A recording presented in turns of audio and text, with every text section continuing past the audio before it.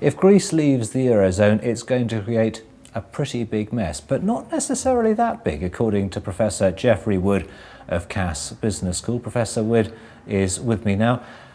If Greece does leave the Eurozone, surely it's going to be a logistical nightmare. How long would it take to print a whole new currency's worth of notes? I don't think logistics are necessarily all that difficult, because usually in these circumstances, and this has happened many times before, it's not new to have countries leaving a currency union and changing the money. They simply overprint the existing notes. You bring them into the bank and get them stamped by the bank cashier, and that's it. The replacement notes can be printed later. It's a straightforward problem, easily solved. So does this inevitably mean that the rest of the Eurozone is going to break up? Well, I think what it has done, because it was always, I think, inevitable that the Eurozone was going to break up, the design is flawed. What this has done is triggered a crumbling away of different countries. It doesn't mean the entire area will break up. Let me explain why. Suppose the Eurozone had been properly designed from the start, they would have recognized the lessons of historical experience, that monetary unions only work if you have a common fiscal policy, a central treasury, capable of transferring money from areas which are doing badly to areas which are doing well. Every monetary union in history which has worked has had an arrangement such as that. They don't have that, so the system was bound to fail. Now, will the union entirely break up? Well, there's a core of countries that could function pretty well together with very modest, if any, transfers. The mechanism should be there, but they might never actually need it.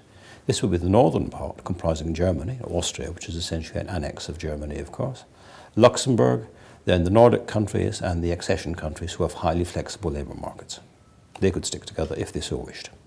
One question I've never got a good answer to is why Greece would have to actually leave the euro if it defaulted on its debt. If a US state defaulted on its debt, there would be no cause for it to leave the dollar. Now that is a very good and interesting question, and one that people don't often think about.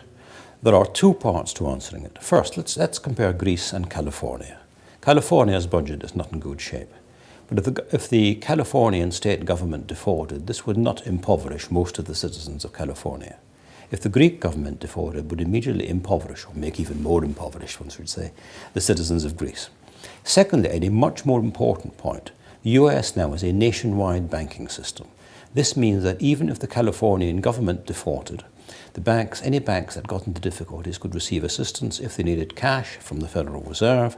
If they needed actual capital to build up their balance sheets, they would get it from the central government, just as happened in Britain in the banking crisis, and indeed has happened to an extent in the US in the banking crisis. There is no central government to fulfill that role for Greece or any other country which leaves the Eurozone, unless Germany decides to take on the burden of propping up the Greek economy and the Greek banking system forevermore. So what's going to happen next? Well, that's a difficult question. I think what will probably happen is there'll be desperate attempts to keep Greece into the Eurozone, but I do not think, I don't think it's likely that there's the political will in the voters. There may be in the politicians, because they'll do anything with other people's money. I don't think there's the political will among the voters for the countries of Northern Europe to prop up Southern Europe. We are seeing the consequence of this diminishing support for wasting money in political parties being voted out of office whenever the voters get a chance. So we're going to gradually see, I think, a weakening of the will of the European politicians in the north to prop up the south, simply because they fear that if they do, they will lose their jobs. They'll be embarrassed if they don't, they'll lose their jobs if they do. I'm sure they fear losing their jobs much more than they fear being embarrassed. They're accustomed to the second. Accordingly then, what's going to happen next is, I think, some trigger will drive Greece out. Then we'll see some of the other countries which will be better off out. Portugal, Spain, perhaps Italy, maybe France, leaving. Because these countries, after a period of adjustment, would undoubtedly be better off out. Professor Geoffrey Wood, thank you very much.